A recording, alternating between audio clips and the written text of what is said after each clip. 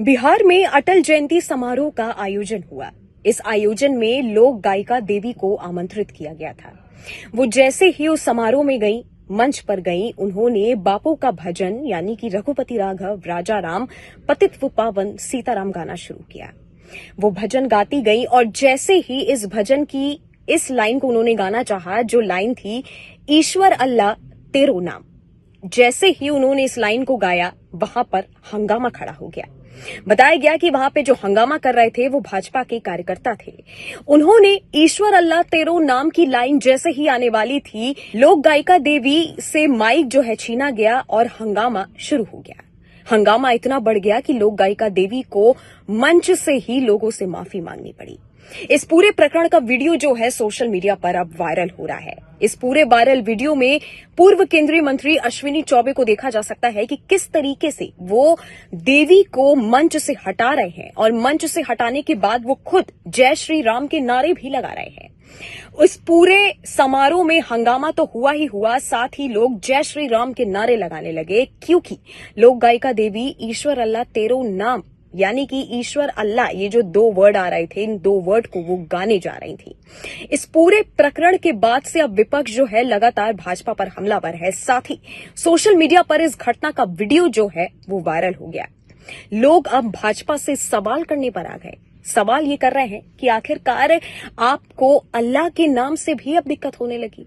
अगर किसी भी भजन में अल्लाह का नाम आ रहा है तो आपको उस भजन से भी दिक्कत होने लगी, और इस कदर दिक्कत होने लगी कि आपने एक लोक गायिका को भजन गाते गाते रोक दिया कि उन गायिका को मंच से ही लोगों से माफी मांगनी पड़ी। आपको बता दें कि लोक गायिका देवी का कहना था कि मेरा मकसद किसी भी इंसान की भावना को ठेस पहुंचाना नहीं था।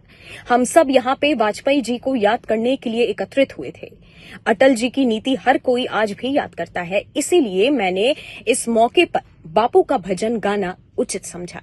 लेकिन वहां पर हंगामा बढ़ता चला गया, जिसके बाद जय श्री राम के नारे पूरे समारोह में लगने लगे। इस घटना का वीडियो सोशल मीडिया पर वायरल हुआ तो हुआ, लेकिन वही लालू प्रसाद यादव ने ट्वीट भी किया। ट्वीट में उन्होंने कहा कि वहां पर जिन लोगों ने हंगामा किया है वो महिलाओं का सम्मान नहीं करते, क्योंकि इस देश में आधे लोग जय श्री राम का नारा तो लगाते हैं और आधी आबादी महिलाओं का सम्मान नहीं करती है। ये आखिरकार कैसी सोच है?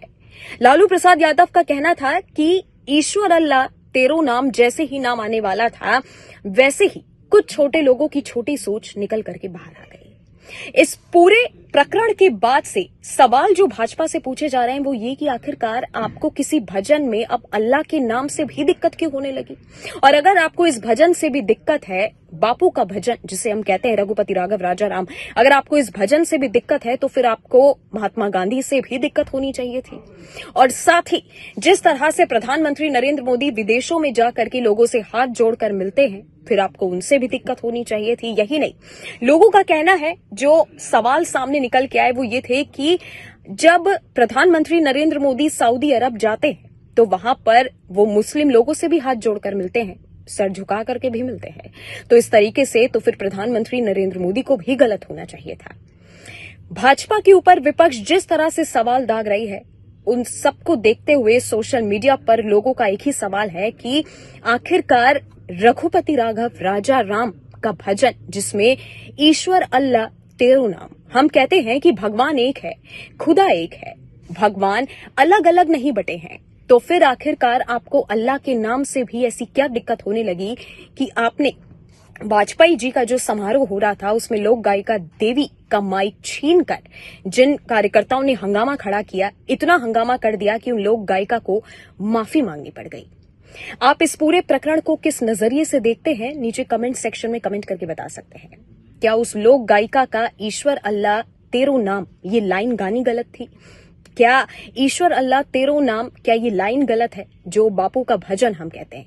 इस पूरे वीडियो को आप किस नजरिए से देखते हैं, हमें नीचे कमेंट सेक्शन में कमेंट करके बता सकते हैं।